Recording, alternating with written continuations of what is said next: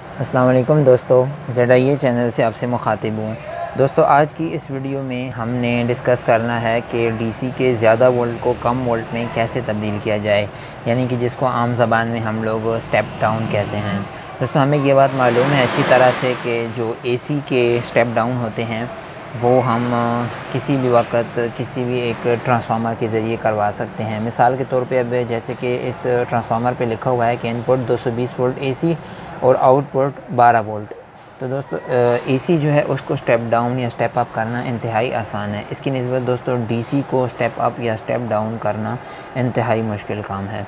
तो आज की जो वीडियो है इसमें हमने डिस्कस करना है कि अगर कुछ लोग होते हैं जिन्होंने जो है घर में इन्वेरिक्स वगैरह के या किसी भी और ब्रांड के जो है इन्वर्टर्स लगाए होते हैं, हाइब्रिड इन्वर्टर्स।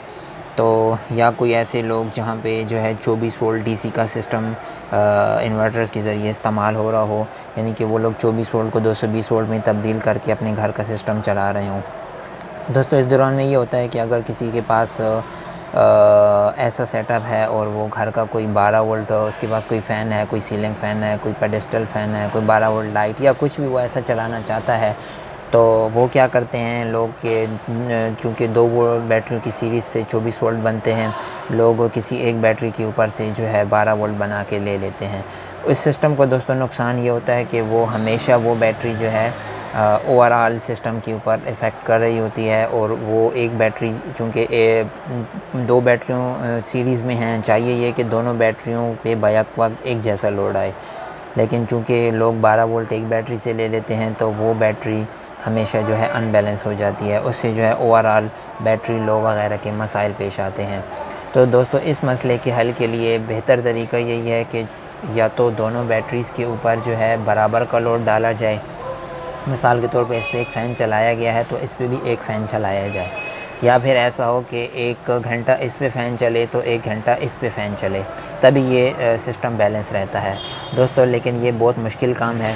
इस मसले को हल करने के लिए हम लोगों ने आज डिस्कस करना है। जैसा कि दोस्तों आपको मुझे मालूम हो, ये ज़हन नशीन रखना चाहिए बल्कि कि जो ट्रांसफार्मर होता है ये सिर्फ़ और सिर्फ AC के लिए स्टेप अप और स्टेप डाउन का काम करता है। अगर इसको DC पर कनेक्ट कर लिया जाए, जैसे कि मैं अगर मिसाल के तौर पे इसको यहाँ पे कनेक्ट करता हूँ, तो अभी के अभी ये जो है इंतहाई हीटअप होकर जल जाएगा। ट्रांसफार्मर जो है वो DC के लिए शॉर्ट सर्किट का काम करता है, और किसी सूरत कभी भी इस ट्रांसफार्मर को आपने, ये ट्रांसफार्मर हो या चाहे बड़ा ट्रांसफार्मर हो, आपने कभी भी इसको जो है डायरेक्ट बैटरी पे या डायरेक्ट सोलर के साथ या डायरेक्ट DC पे नहीं लगाना। दोस्तों, उस मसले के लिए इस मकसद के लिए हमने जो है ये स्टेप डाउन है DC का, इसको हमने अनबॉक्स करना है। दोस्तों, इसको जो है स्टेप डाउन हम सिर्फ समझने के लिए कहते हैं, इसको स्टेप डाउन नहीं कहा जाता। ये जो है असल में बक कन्वर्टर है। बक कन्वर्टर जो है हमेशा ज़्यादा DC वोल्टेज को कम DC वोल्ट में तब्दील करने के लिए इस्तेमाल किया जाता है। दोस्तों, ये IP68 कैटेगरी का होता है। IP68 एक स्टैंडर्ड बनाया गया है जो कि वाटर प्रूफ के लिए इस्तेमाल होता है। ये लफ्ज़ इसमें दोस्तों ये जो है बिल्कुल वाटर प्रूफ है, शॉक प्रूफ है, डस्ट प्रूफ है, हर चीज़ प्रूफ है इसके अंदर। और ये जो है दोस्तों इसमें आप देख सकते हैं इनपुट जो है 24 वोल्ट है, प्लस और माइनस दिया गया। आउटपुट जो है वो 12 वोल्ट 20 एम्पेयर तक हम यहाँ से ले सकते हैं। टोटल जो है 240 वाट तक ये इस्तेमाल हो सकता है, और पावर कन्वर्टर है DC का। तो दोस्तों, इस मकसद के लिए हम इसको पहले ट्राई करेंगे।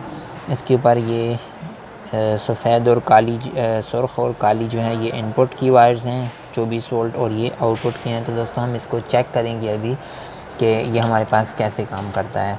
दोस्तों, इस मकसद के लिए हम ये ट्रांसफार्मर पहले हटा देंगे यहाँ से। इस ट्रांसफार्मर की हमें कोई ज़रूरत नहीं है। 12 वोल्ट को वेरीफाई करने के लिए हम इस बल्ब का इस्तेमाल करेंगे।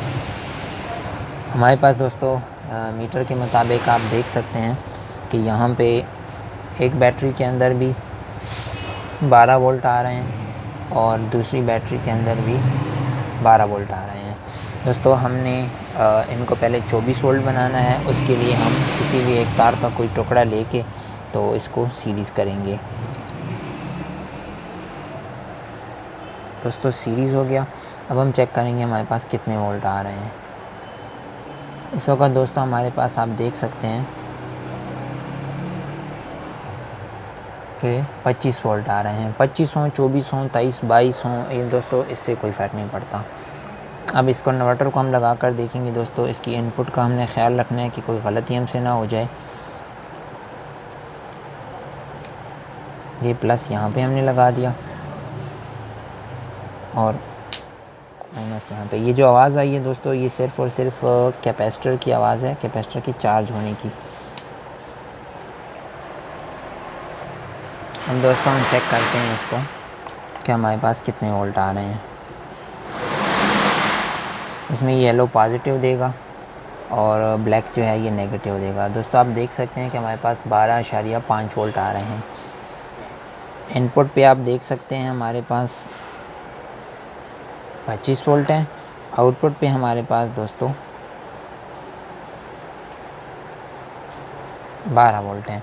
ये जो बल्ब है दोस्तों ये है 12 वोल्ट के लिए, जैसा कि आप इसको यहाँ देख सकते हैं। शायद या मुश्किल होगा, यहाँ पे 12 वोल्ट लिखा हुआ है इसके साथ, तो बाकी रेटिंग्स भी लिखी गई हैं।